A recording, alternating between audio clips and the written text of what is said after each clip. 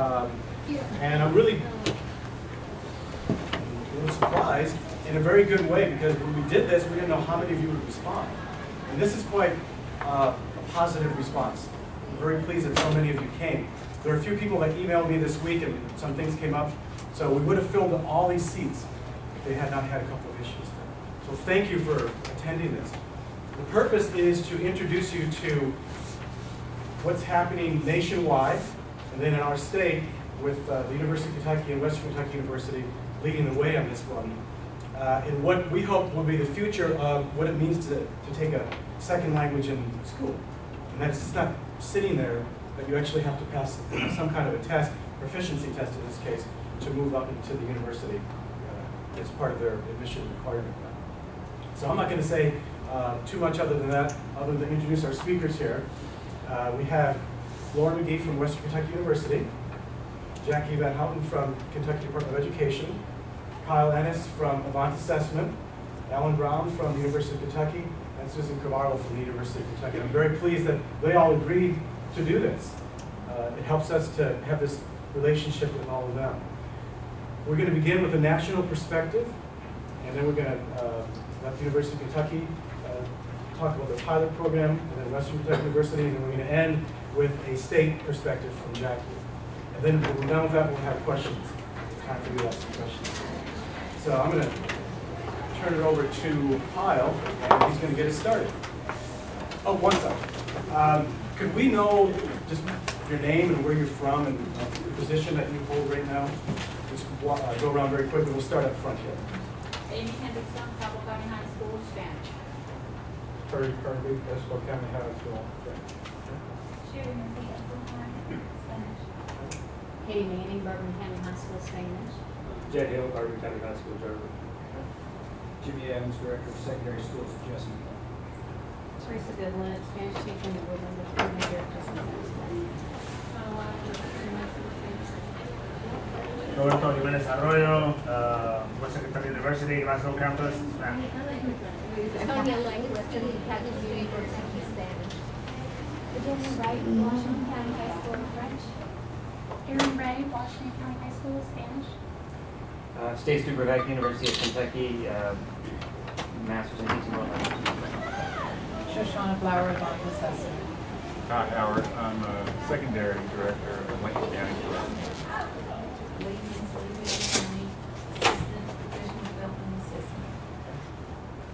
Whitley County, Director of Instruction.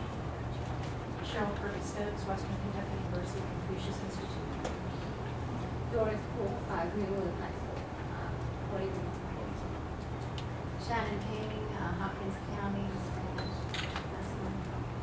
Debbie Brown, Dixon County, Supervisor of Instruction. I know that some of the teachers in this room have been, the delegation kind of filtered down. But that's okay. We're counting on you to take back this information to your principals, superintendents, people in your district to make this, so they understand what's coming. And they have an educated perspective on it. Okay, ready to go. So are you going to drive? Or are you... Yeah, I'm driving. Okay.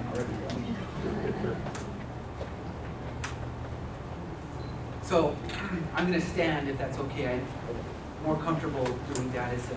My background is actually as a Japanese teacher in Oregon for many years before coming to Avant Assessment. So Avant Assessment, we're the company that makes the stamp test. And so that's the assessment that you're going to be able to see today a little bit, and they will actually kind of dig into that. I'm not going to spend too much time talking about the test itself, but it is the assessment that they're using to actually verify students' levels of proficiency. The focus here is really on that term, proficiency. The test is a test that assesses what the students can actually do with the language. It's not a grammar test. It's not asking students to fill out conjugation tables or vocabulary lists.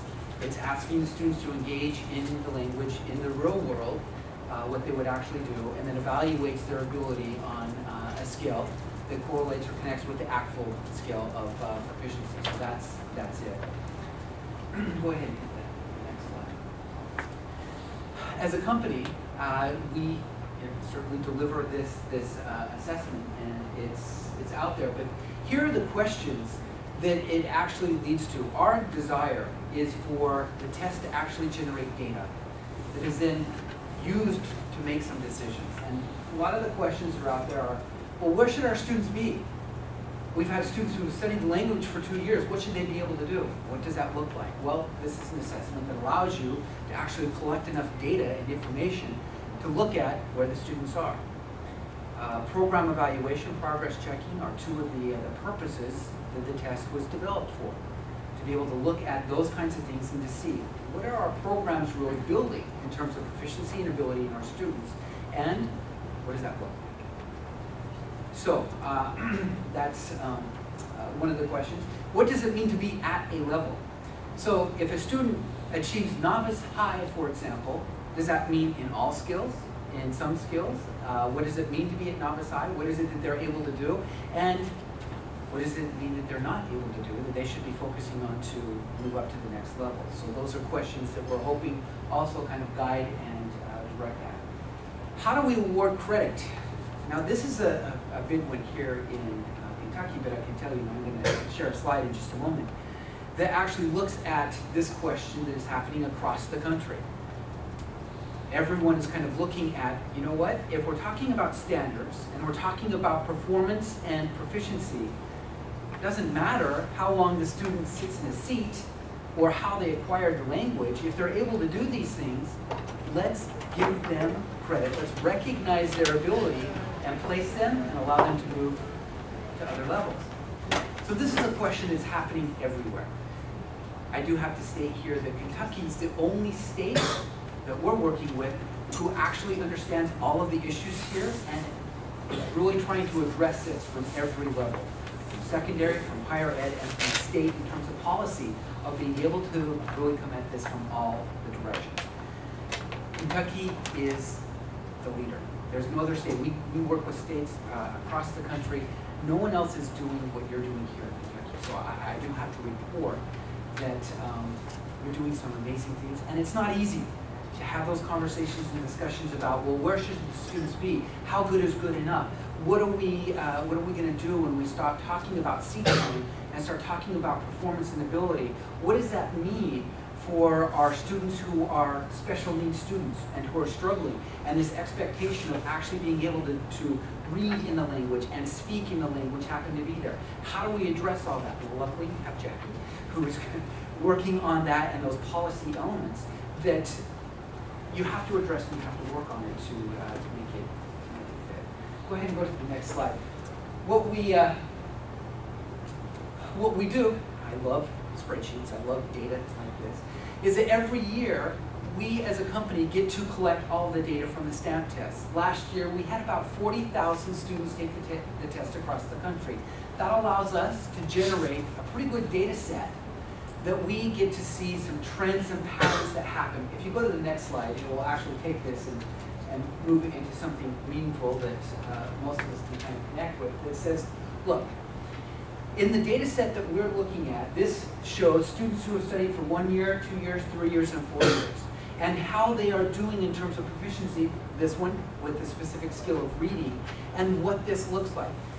I have to be very clear, this data is not the same group of students over time. That's the data that we love to have, is that longitudinal study of how students improve.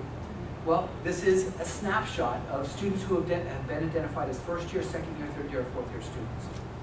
And what we see is that growth, and what we want to see is, levels 4 and 5 correlate with intermediate low and intermediate mid on the actual scale. That's what we would really want to see students get to.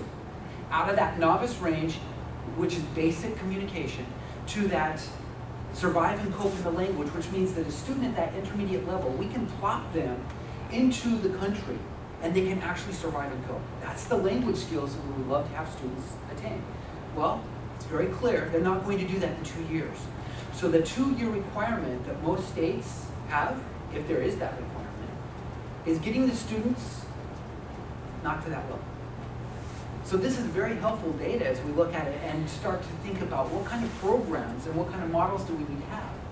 And I can tell you, starting students at 9th grade in the language is not the place that we need to start them. We don't know that. We need to get them connected with the language while they're young, and keep them connected with the language over a long period of time so that they can actually acquire meaningful skills with the language. You can just go to the next couple of slides. We do the same thing with writing and with speaking. We also separate the data into European-based languages and character-based languages because Chinese and Japanese are different from the other languages that are there. We post this on our website as we call it our national averages, so that schools and districts and states who are delivering the STAMP test can come at this and look at what is happening across the country in terms of where students are getting after a certain number of years. So if you ask that question of what is our expectation for students as they're coming into a program, for example, or exiting a program, and how many years it's generally going to take students to get there, using data to inform and to direct those decisions and those conversations is very important. And so that's why we collect this data and put it up there. Our goal as a company is to become very data-centric, which means that over the next few years, our reports are also going to be changing so that you can actually now begin to go into the system and to compare like situations. Here's my district. I want to compare me with another district that has a similar demographic in terms of student population, SES, some of those other elements, so that we can kind of look at that and get a sense of, are the expectations that we have really meeting with what we're seeing happening across the country? Last slide, and I think I'm getting, are you keeping time on me? Are you? Okay, let me know. So what I wanted to do is just give you this kind of national picture here of what's happening in some of the states out there. Those in yellow have clear kind of legislation around students who attain this particular score on the STAMP test can receive high school credit for that language.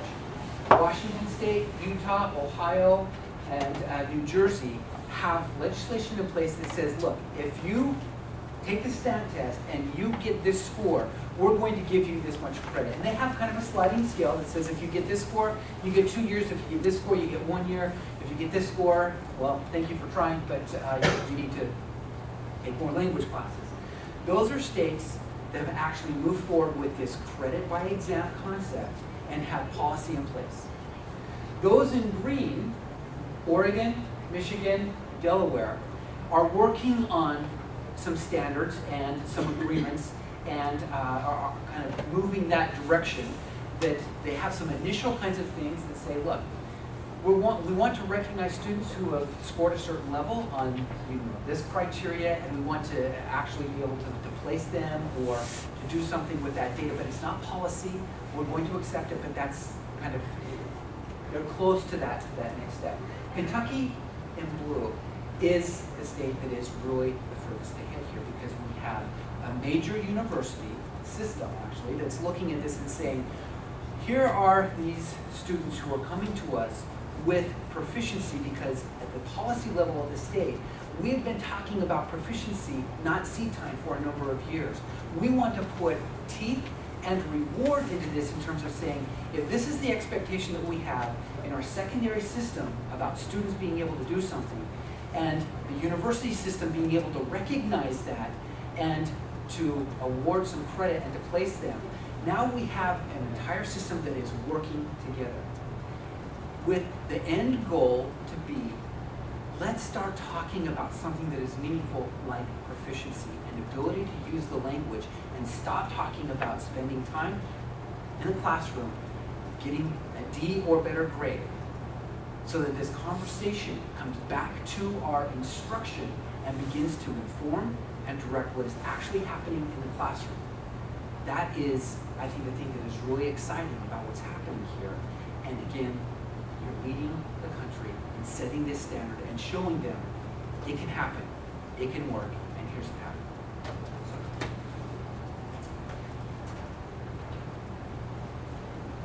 Susan Carvalho, I'm Associate Provost for International Programs now, but I am a professor of Spanish and also had the pleasure of being the convener of the General Education Reform Steering Committee, where we really duked out the battle on what we require of all of our students. And if you could go to the requirement that we had in place was 2 semesters of college Spanish, well, college language, I'm sorry, don't do that.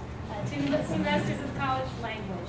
But that could also be met through the high school curriculum, which matched the graduation requirement of high school. So the pre-college curriculum requirement was 2 credits required or demonstrated competency. What that meant for us is 2 years of high school study or equivalent demonstrated competency, or 2 semesters at UDK. So that was in our USP, University Studies Program requirement. But we learned that virtually all students came in with that 2 years of high school language, so that 2 semesters of college language was just completely empty. So when we moved to the new Gen Ed, which is a 30-hour cap, 10 classes, that's it. We didn't want any empty capsules there. So the new requirement, the next slide, this is what we were thinking about. This is the design principles of the new Gen Ed, the rules we worked within. To smooth students' transition from high school to research university and establish foundations for advanced college level learning. That's really at the core of everything we're doing. The University of Kentucky and Western need to stay in step with the high schools.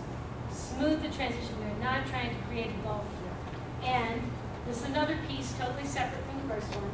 Lay the foundation for effective citizenship in a pluralistic society increasingly interconnected with a multilingual global community. That's a bookmark for what we did next. So the new requirement is not called a general education requirement, it's called an entrance requirement because we know students come in with 2 years under their belt. So the new version is a just slightly different word arrangement of the old one. Competency equivalent of 2 years high school foreign language. Not seat time, but competency. And what it means is this: all entering students demonstrate novice mid proficiency level in a foreign language through an outside assessment rather than through high school seat time. Okay, next slide. I'm sure that Randy can share the PowerPoint. I will send this to you. Um, You give me that. So we don't have just one mechanism for showing this competency equivalent, and we're open to more suggestions as well. Stamp score of 2 or higher, AP exam with a score of 2 or higher, because if you got in an AP class, you're already way beyond that. So we don't want to impose another test. SAT subject test score of 2 or higher. Students who begin study of a new language do not need to demonstrate any proficiency because they'll do 2 semesters and that too satisfies the requirement. Next slide. If we don't have a stamp test, we'll figure out what to do. And non-native speakers of English, they need to show the TOEFL, the test of English as a foreign language. So I think we've covered all the bases there. What about the ones that are native speakers?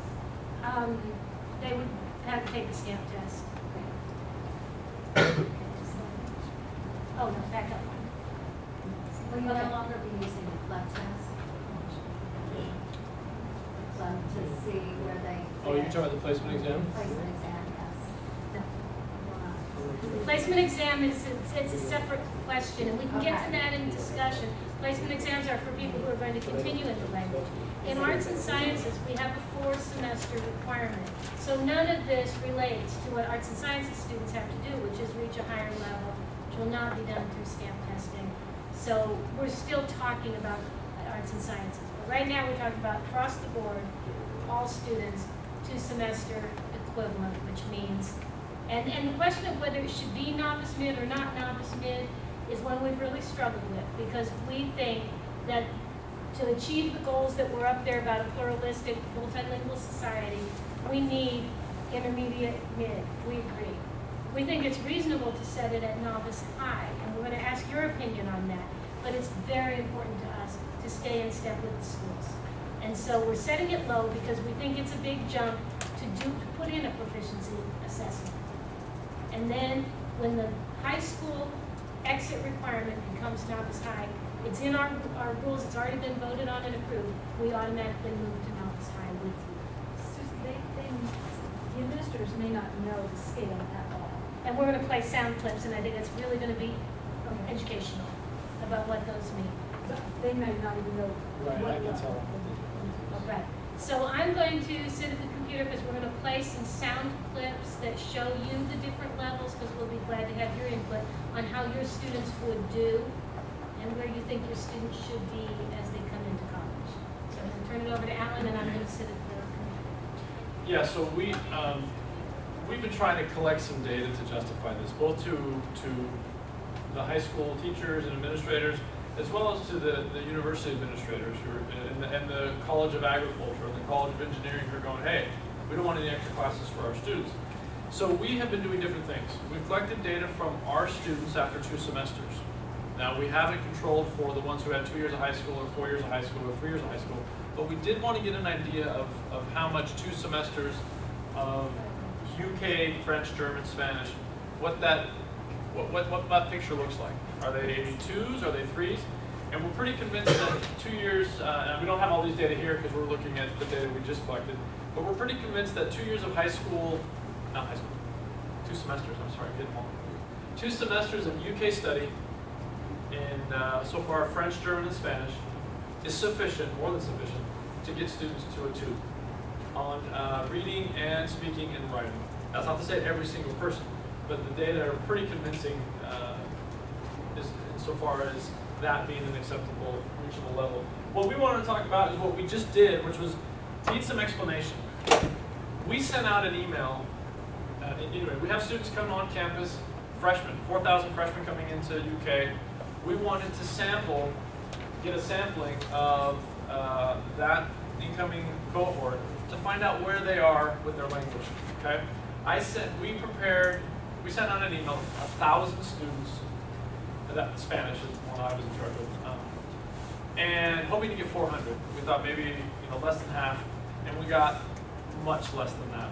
So I give this caveat because we were quite disappointed with the turnout because we couldn't force it upon them because this is just for us, our piloting purposes.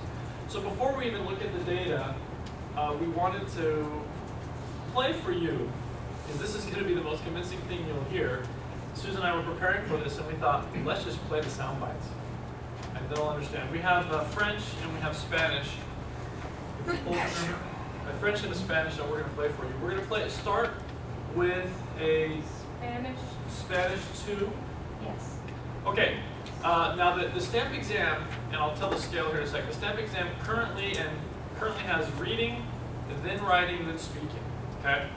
We have, if you noticed on the admission requirement, we haven't specified whether it has to be a 2 in all 3 or just 1.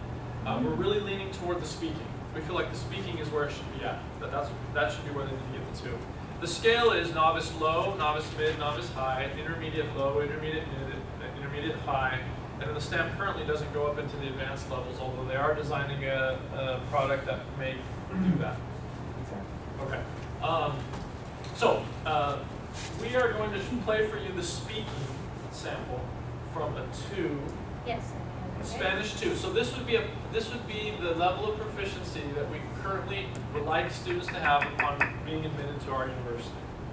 And I think you'll agree with me that it's very, very achievable after 2 years of high school. Spanish or French. We actually have a French one as well. This is a novice mid.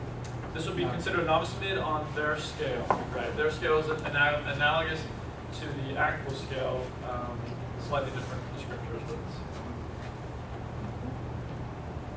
And then we'll look at this. All right. Alex has failed to find the file. Before she plays that, I want to mention one thing about the data collection procedure. So what happened was the students came on campus 3 weeks ago, whenever we started school, and we had emailed them. We only had 83 students show up to do it because we couldn't force it upon them because it was for our internal purposes only. Quite frustrating. But many of them hadn't had Spanish for 2 years. Hadn't uttered a word of Spanish in 2 years. And the most frequent would have been 3.5 months, maybe when they finished school in May. And at the lower levels of acquisition, you attrit quite rapidly, right? Because you don't have you're relying almost completely on memorized chunks of language. And so when you're not using it, it goes fast. So that's important to keep in mind when we look at these numbers because they hadn't started their current language class. Does that make sense? It was the first weekend of school. They weren't in Spanish. If they were, they'd been in class once. So we're working with students who potentially haven't heard the language or spoken the language in as many as 2 years. Some of them maybe less, we don't know. We don't have those data as far as who was in Spanish or French or German in spring semester and who wasn't. Is this an interview or how did you? Good, the item type. So the item type it's a prompt with a picture. So there's a graphic representation there and there's a picture. I'm sorry. The prompt is in English. They read the prompt in English. It says, you know, here's a picture of your family. Talk about your family, for example, to exchange student from Ecuador. And then you can record it 3 times. You can record a response 3 times so that we have 3 different samples of the student's speech. And then the way that it works is that they rate those 3 samples. This is a Vaughn's piece now. They rate those 3 samples according to their rating rubric, which we don't have time to go through now.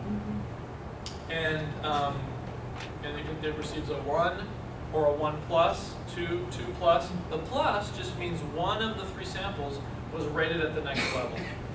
All right, this is French level 2.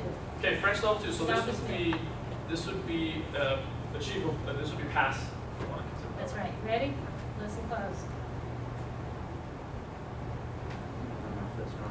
Family and grown. You have to listen real close. That was it.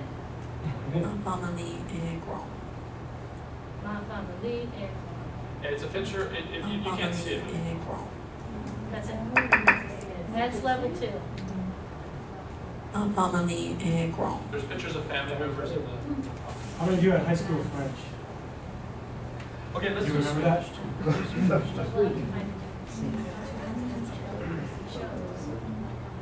Our point with doing this is for you to understand that the scale starts at 1. It doesn't start at 0. So either it's rateable or it's not. If it's not rateable, meaning they didn't produce any intelligible language, or they breathed, or they sighed, or they forgot to push the button, it's not rateable. We don't have any reason to believe that there was language actually produced. If they do produce it in English, from what we found, they get a 1. That's what we found. Or is that considered? They need to have at least 1 word in the target language to be scored at the word level. Right. So that's. So you can imagine if you say avec, you get a 1. So because the scale doesn't go to a 0, the scale starts Let's at try a this 1. one, and I haven't vetted this one, but I can't. The files won't come up on the one we tried before. This is a 2. It's going to be a 2 in Spanish. Okay. Es muy simpático.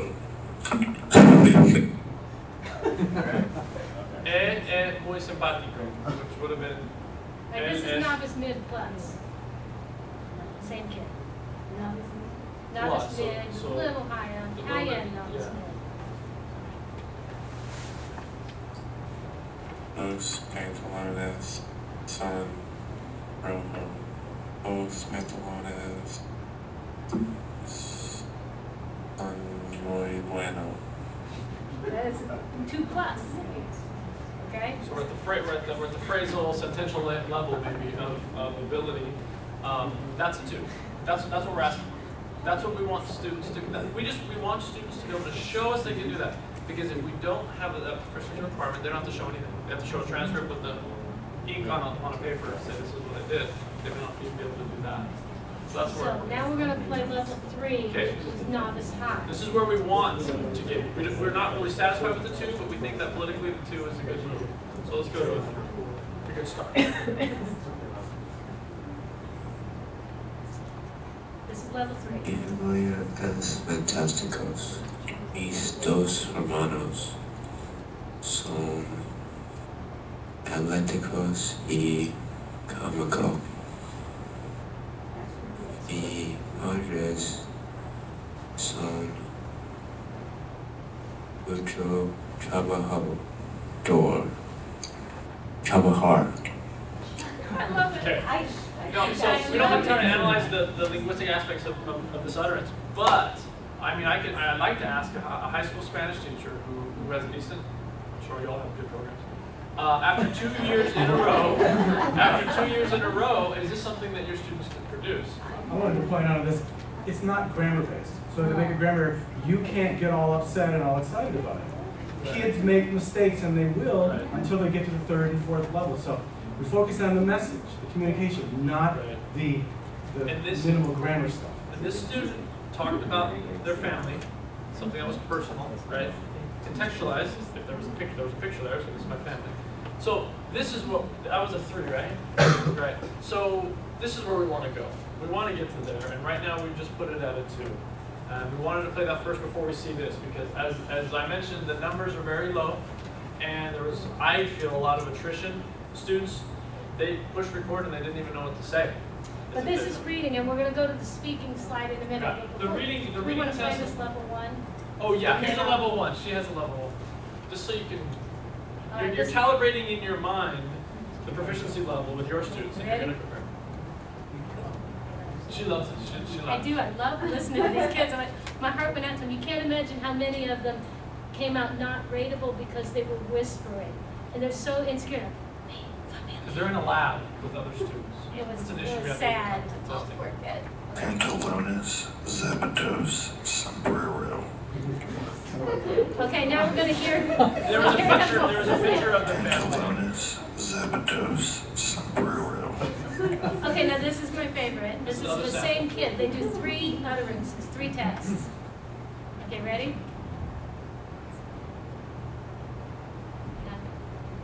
I do not know. I don't know why they got a Anyway, you can see that our sample, unfortunately, was not, the sample of the population that we drew from wasn't ideal because of, for many reasons. Some of these kids had, like I said, had language in 2 years. So we want to go through, we have some issues with reading that we've talked with Yvonne about. Testing reading is difficult, very difficult. It's a dichotomous response. It's right or wrong. And if you're having students extract for detail, it can be real tricky. So we've talked with Yvonne. They're working on making the reading a little more user-friendly and more, so we can discriminate better at the 1 and 2 level. Because right now, it's really blunt at those levels. And it doesn't help us know what the student can do at the lower levels as far as reading. But reading is really psycholinguistically hard to tap into. And let me jump to one other point, which is that if they had 3 or 4 years of high school language, they're closer to that experience than if they took it 2 years ago. And we got a lot of emails from students who said, I don't want to represent my high school in your experiment because it wouldn't be fair to my high school. It was 2 years ago and I don't remember anything. So a lot of the no-shows, that was the reason. We need to finish, so I'm going to just, this was the speaking. And let's see, yeah, this was the speaking. And so these are the kids who had 2 years of high school. Again, they may have had those 2 years 2 years ago. This is everyone. We don't know which ones had it when. We don't know who had exposure to Spanish. So we've got almost 80% at the 2 level, and you heard what a 2 is, right, for Yvonne, for the scale that they're using. Obviously, 3, there wasn't a student who came that had 3 years of high school that didn't get a 2. And I think that makes sense. If you have 3 years of high school Spanish, you can make a sentence that's, minimally meaningful for an interlocutor, and I think that's show right there. And I think that's all we have time for. So the 2 takeaway points that we need from you. One is, will we get it done that the stamp test will be given after the 2nd year so that we don't have that 2-year gap that's going to cause students to take more language in college because of the 2-year gap. And also, we're finding it very difficult to figure out how to test 4,000 incoming students. So the more students can show a stamp test result from high school, we've already agreed that we'll take that. They don't have to take it again. Okay? So can we get it done in the high schools? One question. Second question, is novice high the more reasonable expectation? And I'm going to throw out there, I teach at a rural school in Menifee County, that's Eastern Kentucky. Been doing stamps for the last 5 years. After level 1, we're in the block system. I can get every one of my students to a novice, but after level 1, I can get 90% of them to novice high after level 2, and I got a big group, or not a big, but a small group, but I can get to intermediate after 2 semesters. If you teach the right way, you can do it. Actually, you teach the right way, they can do it. And they're very happy with themselves. That's all. My name is Laura McGee, and I'm the head of the language department at Western Kentucky University. We are also in the process of revising our general education. We are not as far along as UK is, but we're very pleased to see the steps that they're taking. I just want to start by telling you what our current language requirement is. Students who are earning a bachelor's degree at Western Kentucky University are expected to come to us with 2 years of language instruction in high school. And they may complete the college language requirement by taking a 102 course, so it's completion of at a minimum the 2nd semester, or they can take a 201 or a 202, or they can demonstrate it by AP or CLEP. So there are quite a few possibilities. We do, in the language department, expect that if students have been in a high school classroom for 2 years, that they're ready to at least go into a 102 class. We're getting a lot of resistance from students on that because what they can do after 2 years in high school, there are a lot of students telling us, I can't do that. I can't go into a 102 after 2 years in high school. So it would really help us if there were more consistent demonstrated proficiency from the high schools after those 2 years. We're working hard to align our curriculum with these same proficiency levels so that they're expressed in the terms novice mid, novice high, and so on. So if we can align the curriculum better, I think that would help the students. It really would. Our General Education Committee is at the draft stage. So the draft is circulating from between the committee and the administration. They are recommending that students come to, it's a little bit confusing, but let me try to make it clear. They're setting the bar pretty low, I'm a bit disappointed, but a graduation requirement from Western Kentucky University of novice mid. Okay? That's very low. But part of what the General Education Committee is trying to achieve is to reduce the number of general education hours so the students have a greater chance of graduating with a bachelor's degree in 4 years. So they're hoping that language doesn't have to be part of what they take. Okay? So part of how they're phrasing, part of their goal is the students come to the university with at least novice mid. Okay? And that they don't have to take language once they come to us and add to their hours at college. We hope in the language department that they would push it up to novice high. It doesn't look that way at the moment. The university is looking hard to see what the university or the Gen Ed committee is very concerned about what the schools can produce for us. In other words, is it realistic to ask for novice mid, or is it even realistic to ask for novice high? And that means it's very helpful to see that UK is supportive actually of eventually moving to the novice high. We are as well. I think KDE would like to see that also. But it would help if there were more consistent demonstrated outcomes from the schools and the students come to us saying, here's what I can do. Yeah, that would really help us. So we did some testing in our department with the stamp. We tested students at the beginning and the end of 102 classes, and we did a kind of not all classes, but what we hope is a representative sampling. The accuracy of the data is not as high as it could be because many students don't take their language until they, or let's say, we have too many juniors and seniors in our classes, so they have spent too long waiting to get into that 102 class. That's a huge problem, but we are seeing that the bulk of the students who complete a 102 class successfully have reached at least the novice high, if not higher. Okay, that's generally where they are. So I'll just put it out there that demonstrated proficiency is the way that we want to go, and it would really help us if there is a program in place to have students demonstrate it before they come to us.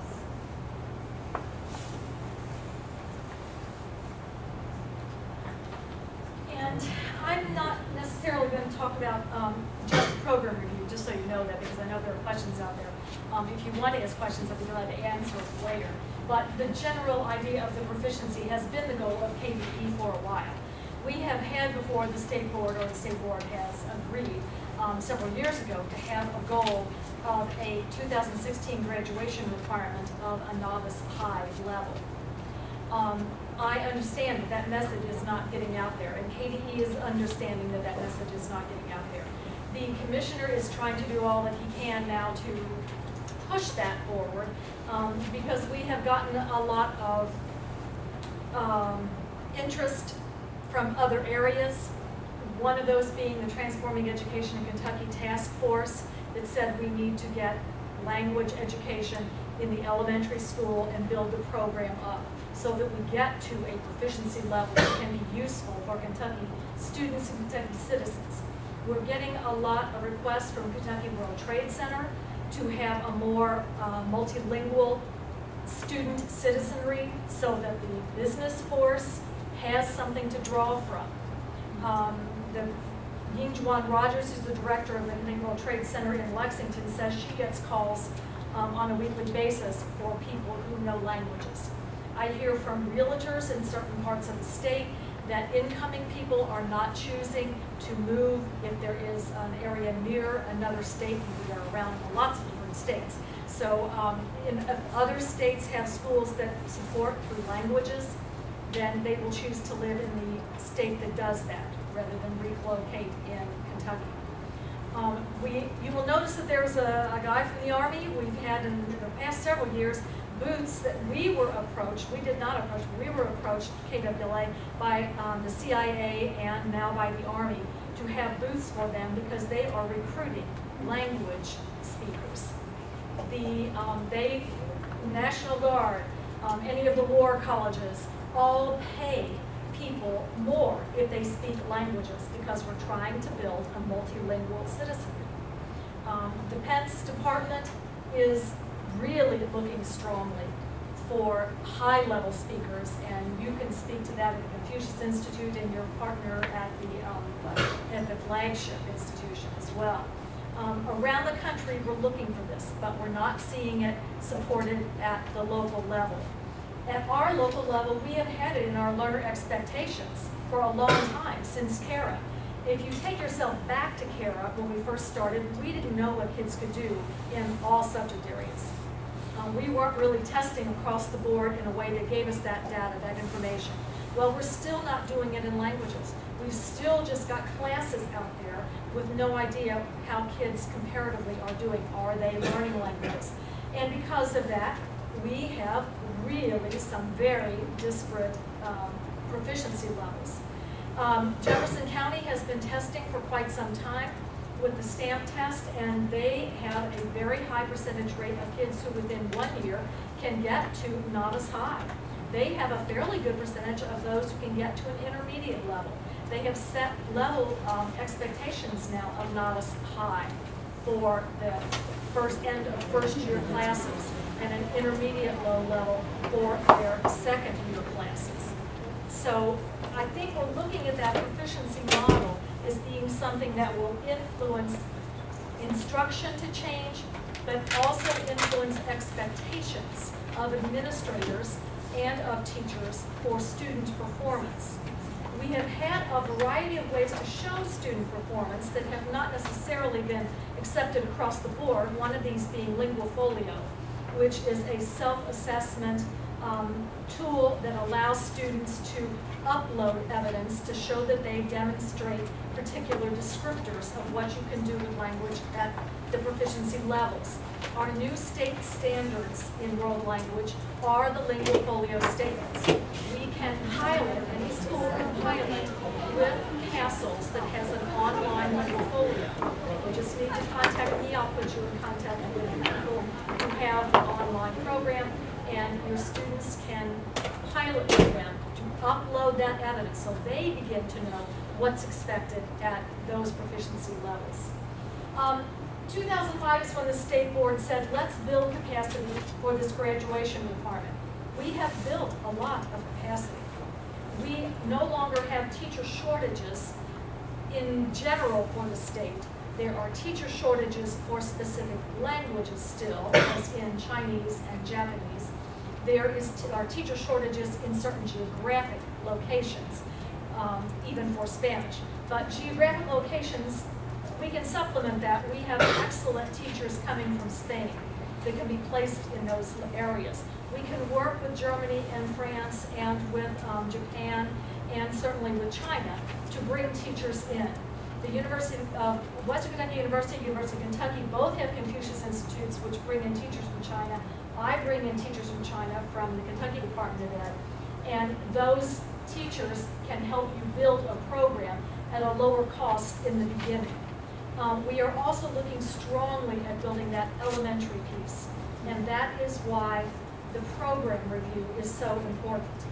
The program review, as you know, is part of school accountability.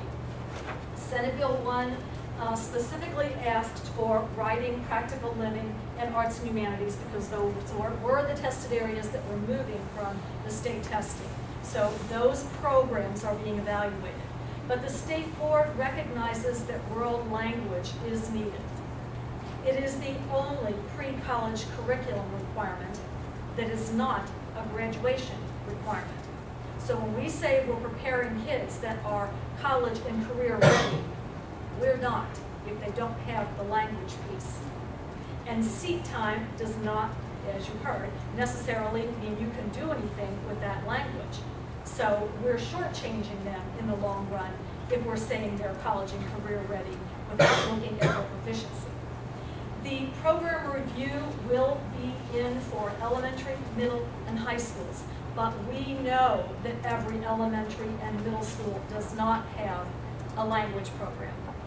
We also know that some high schools have made poor choices in deciding to abandon language teachers and offer students Rosetta Stone boxes.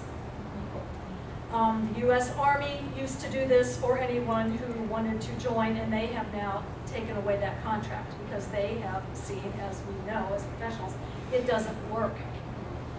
What we are looking at is trying to help schools build programs, and so we're working with that program review to make sure that there will be components that will say if you have language programs that are proficiency oriented in your elementary and your middle school, then you're on your way. You're really doing some good stuff. If you have a FLES program that meets 20 minutes a week with a school in elementary, you really don't have what's necessary. But you're trying, and so show us your plan or how you're going to move that along. If you don't have anything in elementary or middle, then show us your plan. You know, start to look at your resources. Start to look at how you can help learning opportunities exist for students. Not how you're going to necessarily bring that teacher in, because one, we know it's a cost to you for a teacher. There are a couple of factors in that. Again, it's a choice. Some school districts are doing 2 hours block of reading. Well, I've just spent 2 days in Washington, D.C. with the people from ACTFL and CCSSO aligning the Common Core English Language Arts standards with our world language standards, and it's a direct correlation. So if you want to take kids and help them in literacy and reading and writing, you can do that in a second language and build the capacity for the first language.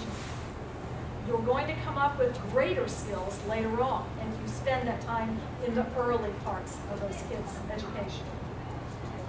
So we're looking at ways at KD to help you deal with this for elementary and middle. But we all need to know that the main objective is getting our kids ready for this global society that we're in. It's a multilingual society. If the Army is looking for kids that speak languages, if the businesses are wanting people who speak languages to help us compete, then we have to listen to that and respond in a responsible way in our schools. Looking at communities where there are heritage speakers, bringing those people in. I have seen some excellent after-school elementary programs, but they're not fluff, they're not drill, they're not play games, they're proficiency-oriented. So it can be done after school, it can be done during school, not with a dedicated teacher, but it takes extra work to do that. And sometimes it takes work even if you have a teacher, because we need to bring our own teachers around to a proficiency-oriented way of teaching and learning. So I hope that answers some questions, and I'm sure you'll probably have more. So we have time for questions. My first question with demonstrating this competency level and taking the stamp, when can a student take that in order for that to apply toward that college? So can they take it when they're an 8th grader, and that still apply when they're going to college at that point? Yes. This was a topic of discussion, very long and heated discussions. We just don't think it would make sense to require it within a certain amount of time. Right? I mean, we ended up saying, you know, we just can't start telling people it's got to be within 6 months of graduation. It would just be too much. So we left it basically. Yeah, the argument we had is even if they have it coming in, do we know they have it when they're going out? We are really anxious to get this done. And so at every turn where we were going to, in a gray area where we weren't quite sure of what we would be imposing on our students, we're opting for the lowest bar, which really, for me, as a Gen Ed person and not as a Spanish professor, the philosophical side of this is as important as the language skills. Have they learned to think from another perspective? And so if they could do it in 8th grade, there is a long-term gain there. I know they won't be able to say those sentences by the time they get to college. There's something more intrinsic that we're getting at here in the higher education expectation. And if they had it into 8th grade, they're bringing the global perspective in that we expect them to have, and that we need them to remediate if they don't have it. So we will take it into 8th grade. To answer the question, we haven't set any sort of time limit. They don't expire. And is that something that we would pay for at the school level? We would be able to take that test? Or? That's where we think that's where we would like to be going in that direction. It's about, right now it's $17.50, it may go up to $20 per kid. We don't know what sort of financing model we're. Right, now, for our purposes, we're not using the writing portion, and that did reduce the cost. And this is something that we all need to talk about, this reading portion, the writing portion, and the speaking portion. We're struggling with the reading portion. We didn't have time to do the writing portion because we don't have enough labs, we're testing a lot of kids. So we're down to this speaking portion. We'd like to use reading and speaking, that's our goal. Because we weren't sure that we get enough more knowledge about what they can do. Even though we would like to see the writing, we're, you know, at our point, it's pass fail. Can you do the things you need to do? At your level, I think you might want the nuance of seeing the writing skills, and I think it does have more connectivity to the writing skills you expect them to have in other languages. But these are things that I would encourage you to take the test. And the folks at Avant have been very cooperative with us and making demonstrations available that you can show to the group, or you can sit down and take the test and give it to one class and look at the results and see if they dovetail with what you've seen from those same students on a daily basis.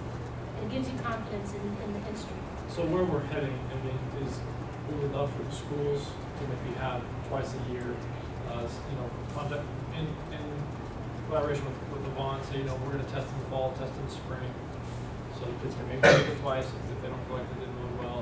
There would be a cost involved, obviously, and that's something that we need the schools to, and us and Penny and everyone else to figure out how we're going to do that. But we kind of think of it as another, you know, a college entrance level kind of assessment, like an SAT or an ACT. And we did want to mention it's not just the stamp. I mean, they don't have a monopoly on us. We just want the kids to show us through some instrument. You know, it can be SAT, it can be, and we did put up there, and we may want to put up there the IB program, which is not as common, but the IB test could be part of this. So we just want them to show it. What we won't take is individually designed assessments. Right. We really need an objective outside measure.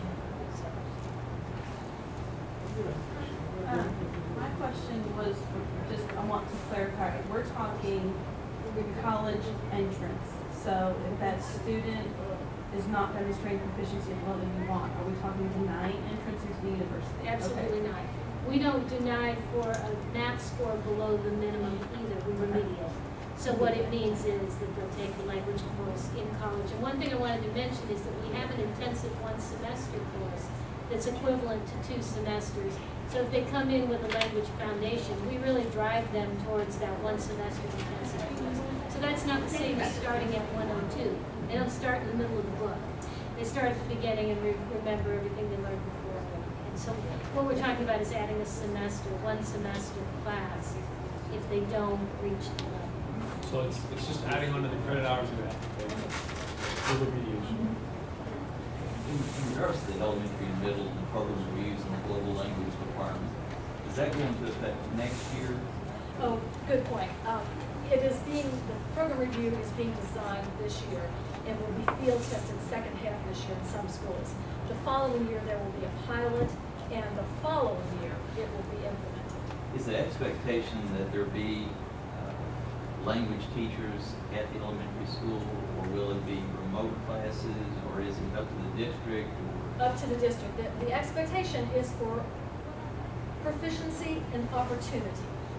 Our concern is, you know, we're like many districts, having a 1.2 million budget cut this year alone and not laying off staff. You know, how do you fund something all of a sudden of that magnitude and even projecting in this time?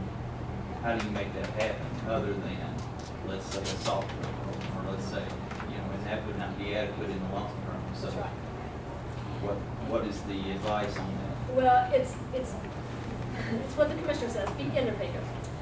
First of all, and I'm going to give you the things you don't want to hear first. Look at the allocation of funding. Again, think about the time, because, and I say this because so many schools have gone to such huge time slots for reading. Take some of that reading over into language. Look at your heritage community.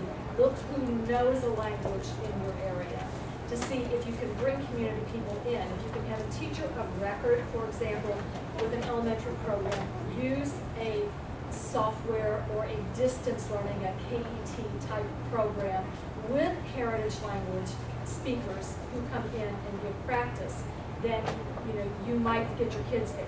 Well, rural districts would have much greater challenge than metropolitan. Right. We're kind of out of the ways, and we've done it, but it's very limited. The funding issue is a big concern. And then, you know, if the core subjects keep growing, and you know, I've talked on but if everything's a core subject, then nothing's a core subject. And it just seems like the core subjects keep growing and growing, they'll find that there's no focus. And if we're going to try to master everything, then reading and math gets lost somewhere. But that's, I know I'm not the voice here that's supposed to be saying that, but I'm just, I'm on, Yeah, and I understand what you're saying, although I would say that No Child Left Behind had language as a core subject. Nobody paid attention to it because, once again, there was no funding and there was no assessment.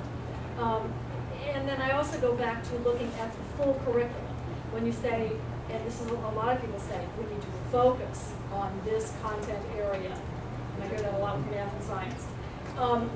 You know, I look at other countries that we seem to be comparing ourselves to all the time, and somehow those countries have language at the top.